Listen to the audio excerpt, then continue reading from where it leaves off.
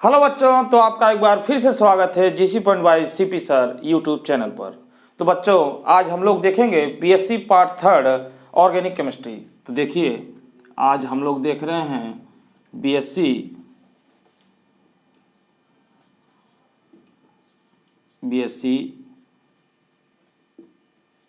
Third year organic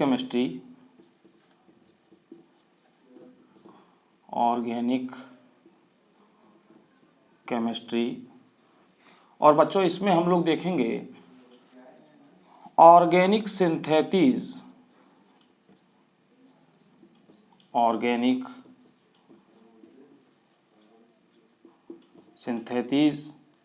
via इनोलेट्स। तो बच्चों, इसमें हम लोग आज देखेंगे कि ऑर्गेनिक सिंथेसिस वाया इनोलेट, यानी ऑर्गेनिक कंपाउंड के फॉर्मेशन करेंगे और किसके द्वारा? इनोलेट्स के द्वारा। वाया मतलब के द्वारा, इसके द्वारा, इनोलेट्स के द्वारा। तो ये इनोलेट्स होता क्या है बच्चों, इसके बारे में हम लोग आज जानेंगे। तो देखिए, सबसे पहले अगर हम बात कर लें कि अल्फा हाइड्रोजन जो होते हैं वो एसिडिक तो होते हैं, और इनके एसिडिक का रीज़न क्या है, ये सारी चीज़ हम लोग जानेंगे इसमें। जैसे कंपाउंड है आपके पास CH3C double bond O CH2 और CH3। तो बच्चों, इसमें देखिए, ये जो कार्बोनिल ग्रुप है, ये इसको हम लोग कहेंगे कार्बोनिल ग्रुप।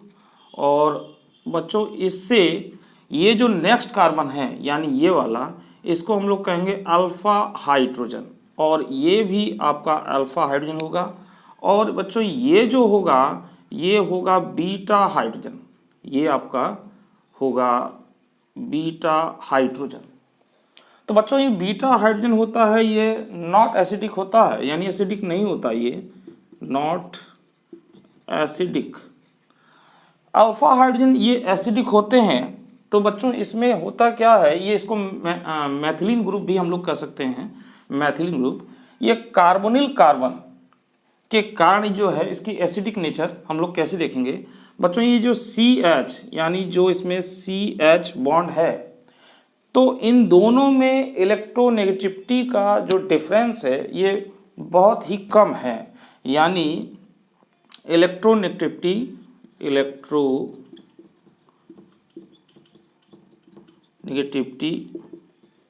डिफरेंस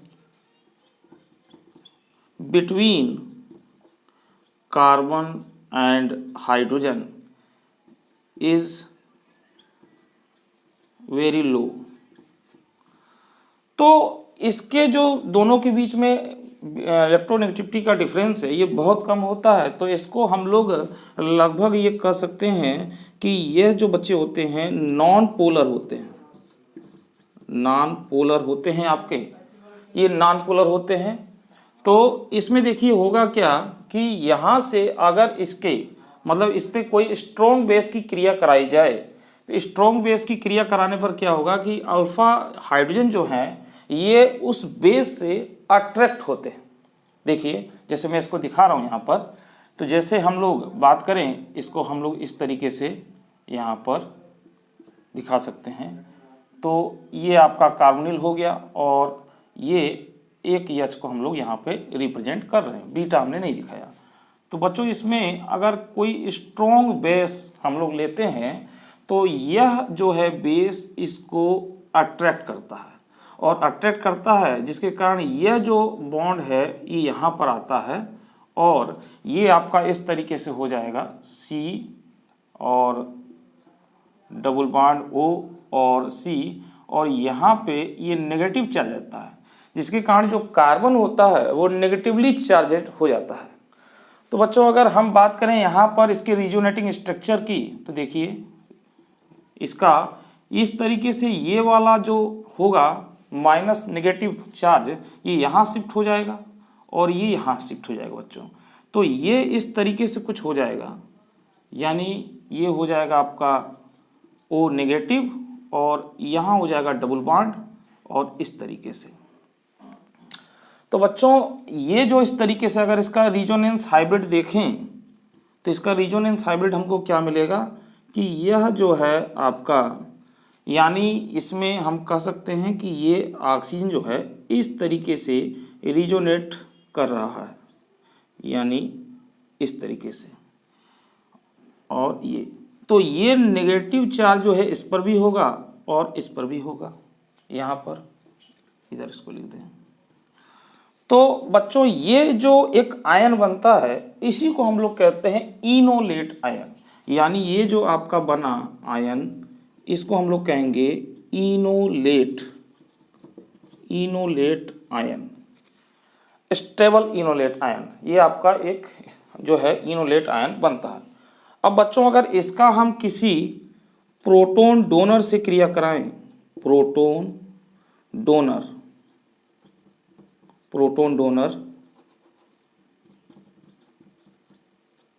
तो बच्चों इसमें क्या होगा कि दो पॉसिबिलिटीज हैं। अगर आपका प्रोटॉन इस कार्बन से जुड़ता है ना यहाँ पर, तो आपको क्या मिल जाएगा यहाँ पर, ये देखें, मतलब इसमें अगर हम लोग इसका जो है क्रिया कराएं तो ये हो जाएगा C और ये डबल बॉन्ड O और C, और यहाँ पर आपका ये हो जाएगा H, ये भी H है। तो इस फॉर्म को हम लोग एक नाम देंगे, और अगर इस पर अगर बच्चों जुड़ जाए तो ये इस तरीके से हो जाएगा, यहाँ पर OH, यानी जो नेगेटिव है अगर इससे जुड़ता है तो ये इस तरीके से हो जाएगा, और ये आपका इस तरीके से, तो यहाँ पर ये डबल बॉन्ड हो जाएगा। तो बच्चों आप ये देख रहे हैं कि इस फॉर्म को हम लोग कहेंगे कीटो फॉर्म, और इसको हम लोग इनोल फॉर्म कहेंगे, तो बच्चों इसमें कीटो और इनोल दोनों ही फॉर्म बनते हैं, ठीक है। अगर यहाँ पर प्रोटॉन अगर इस नेगेटिवली कार्बन से जुड़ता है तो ये आपका जो है इस तरीके से कीटो फॉर्म आपका फॉर्म करता है, और अगर आपका इससे जुड़ जाता है तो यहाँ पर इनोल फॉर्म करता है। अब बच्चों बात ये है कि ये इनोलेट आयन जो है, यानी इससे हम लोग को बनाना है क्या, कोई भी ऑर्गेनिक कंपाउंड। तो ऑर्गेनिक कंपाउंड बनाने के लिए ये है कि इनोलेट आयन, यानी इससे जो अट्रैक्ट हो रहा है जो प्रोटॉन, ये प्रोटॉन को अट्रैक्ट कराने के लिए इसमें जो है स्ट्रॉन्ग बेस की जरूरत है। जैसे आप ये देख रहे हैं स्ट्रॉन्ग बेस, तो एक स्ट्रॉन्ग बेस की हमको ज़रूरत पड़ती है। अब ये स्ट्रॉन्ग बेस बच्चों जैसे हो सकता है आपका लाइक जैसे KOH, NaOH, ETC। तो अगर इसमें बनता है बच्चों तो ये जो है एक स्टेबल देगा और इसकी कॉन्सेंट्रेशन बहुत ज़्यादा होगी, याइल्ड होगी। अगर हम कोई नॉर्मल लेते हैं या विदाउट इसके लेते हैं तो अट्रैक्ट तो होगा, पर उसकी कंसंट्रेशन जो होगी वो आपकी लो होगी। यानी अगर हम जो है इससे कराते हैं, अगर कोई नहीं लेते हैं तो जो प्राप्त होगा वो लो कंसंट्रेशन में होगा। यानी हम लोग कह सकते हैं, मैं यहाँ से इसको थोड़ा मिटा देता हूँ, इसको मिटा देता हूँ। तो इसमें अगर हम लोग लेते हैं यानी विदाउट स्ट्रॉन्ग बेस,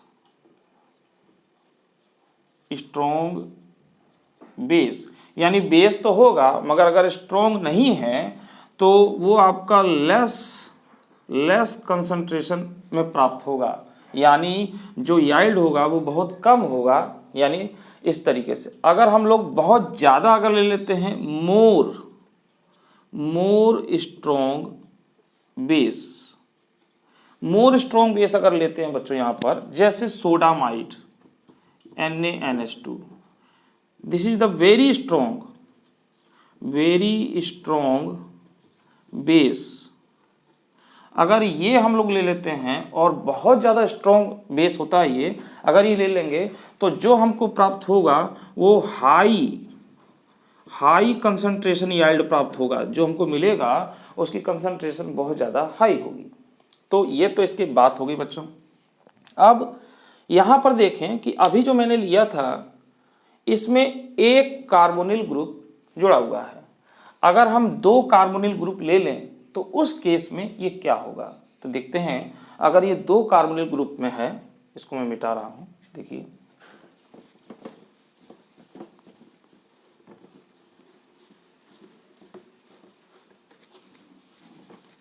अगर हम लोग उसमें 2 कार्बोनिल ग्रुप ले लें, जैसे मान लीजिए ये आपका हो गया CH3 C double bond O, CH2 C double bond O, और यहाँ पर कोई हम जैसे ले सकते हैं OC2H5 मान लीजिए ले लिए।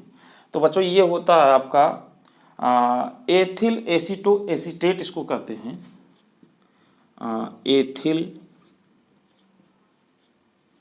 एथिल एसीटो एसीटेट, इसको हम लोग EAA से भी लिखते हैं, एथिल एसीटो एसीटेट। तो बच्चों इसमें देखिए ये जो आपका है इसको हम लोग रिएक्टिव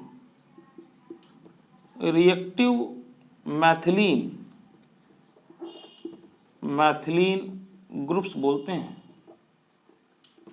इसको रिएक्टिव मैथिलीन्स ग्रुप कहते हैं। ये 2 कार्बोनिल कार्बन से जुड़ा हुआ है, इसकी एसिडिक जो नेचर होगी वो ज़्यादा होगी, बहुत ज़्यादा होगी। ये प्रोटॉन जो है आसानी से रिमूव हो जाएगा। अब इसका रीजन हम लोग देंगे। तो यहाँ पर ये एथिल एसीटो एसीटेट है, तो बच्चों यहाँ पर अगर इसका स्ट्रॉन्ग बेस से अगर कोई क्रिया कराई जाए, जैसे इसकी अगर हम लोग क्रिया कराते हैं तो यहाँ पर एक हम लोग ले लेते हैं C2H5ONa, सोडियम एथॉक्साइड। तो बच्चों यहाँ से प्रोटॉन रिमूव होगा। अब मैं इसको दिखा रहा हूँ कैसे, इसकी एक मैग्नीशियम की टाइप में देख लेते हैं।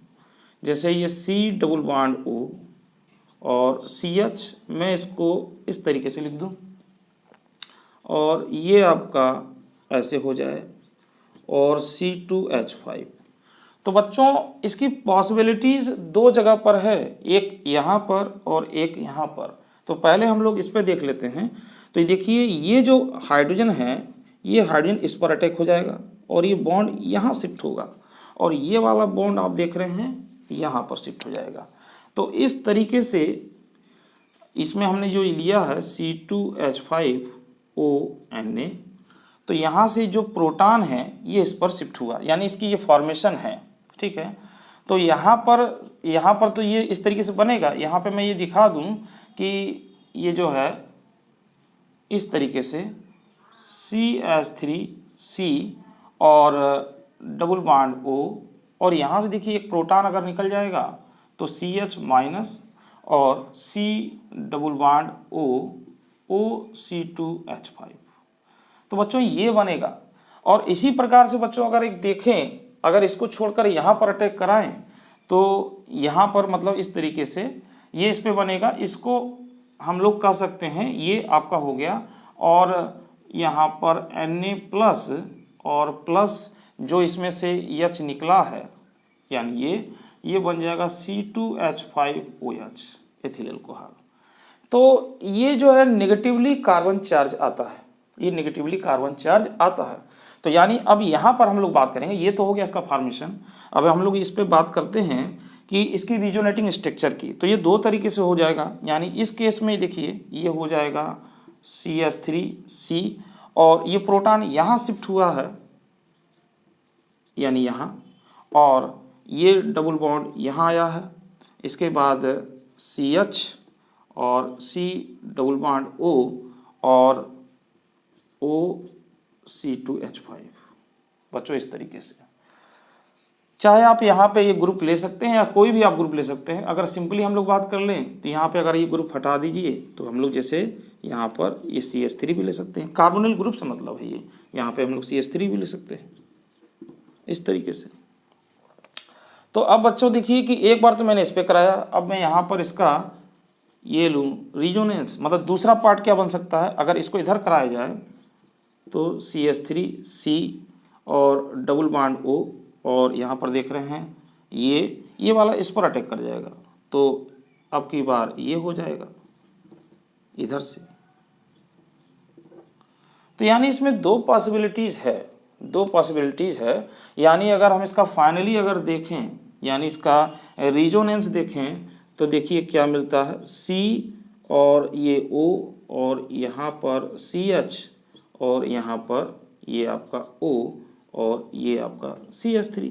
तो बच्चों यहाँ से ये इधर में बॉन्ड शिफ्टिंग हो रही है और यहाँ पर है और यहाँ से भी बॉन्ड शिफ्ट हो सकता है। यानी हम यूँ कह सकते हैं कि यहाँ पर ये पूरा इस तरीके से, तो ये नेगेटिव और ये भी नेगेटिव इस तरीके से। तो ये एक तरीके से कहते हैं मोर स्टेबल, ये कार्बेनाइन बन जाता है। यहाँ पर ये हम कह सकते हैं more stable carb anion stable बन जाता है। अब बच्चों यहाँ पर जो रिएक्टिव इसकी बात कर लें, जो मैथिलीन ग्रुप है रिएक्टिव, इसमें दो रीजन होते हैं। एक तो होता है इंडक्टिव इफेक्ट, यानी एक पहला जो होता है उसको कहते हैं इंडक्टिव इफेक्ट, और जो दूसरा फैक्टर होता है वो होता है रीजोनेंस। बच्चों इंडक्टिव इफेक्ट की अगर बात करें तो यहाँ पे देखें कि दो ऑक्सीजन, यानी ये जो ऑक्सीजन है ये कार्बोनिल कार्बन से अटैच है और ऑक्सीजन जो है वो मोर इलेक्ट्रोनेगेटिव है। यानी ये इस तरीके से जो CH बॉन्ड है इसको वीकनेस बनाता है, ये CH बॉन्ड को वीकनेस बनाता है, जिससे के कारण जो प्रोटॉन होता है वो आसानी से रिमूवल हो जाता है और हमारे बेस को अट्रैक्ट हो जाता है। तो इस तरीके से इंडक्टिव इफेक्ट के कारण जो है कि ये बहुत ज़्यादा रिएक्टिव इस तरीके से कार्य करता है। दूसरी बात आप देख रहे हैं कि इसमें रिजोनेंस होता है और रिजोनेंस के कारण इस तरीके से इसका स्ट्रक्चर प्राप्त होगा, तो ये हाईली नेगेटिव चार्ज प्राप्त होता है। तो बच्चों इस तरीके से आपने इनोलेट के बारे में जाना कि इनोलेट क्या है और इनोलेट किस तरीके से फॉर्म होता है। इनोलेट मैंने आपको ये बताया कि इस तरीके से ये जो है आपका O और C यहाँ पर नेगेटिव चार्ज और इस तरीके से, तो ये हम कह सकते हैं कि जो ये रिजोनेंस हो रहा तो इतने पार्ट को बच्चों हम लोग ये कहते हैं इनोलेट्स। तो ये इनोलेट्स है बच्चों। अब इसमें जो अल्फा हाइड्रोजन है और उसकी एसिडिटी है, ठीक है बच्चों। तो अगले टॉपिक में, अगले वीडियो में हम लोग बात करेंगे इसके रिएक्शन की और एसिडिटी ऑफ अल्फा हाइड्रोजन की, और साथ में कुछ नोट्स देखेंगे। तो आज केवल इतना ही, अगली वीडियो में फिर हम मिलेंगे तो उसमें बात करेंगे एसिडिटी ऑफ अल्फा हाइड्रोजन की। तब तक के लिए मुझे दीजिए धन्यवाद।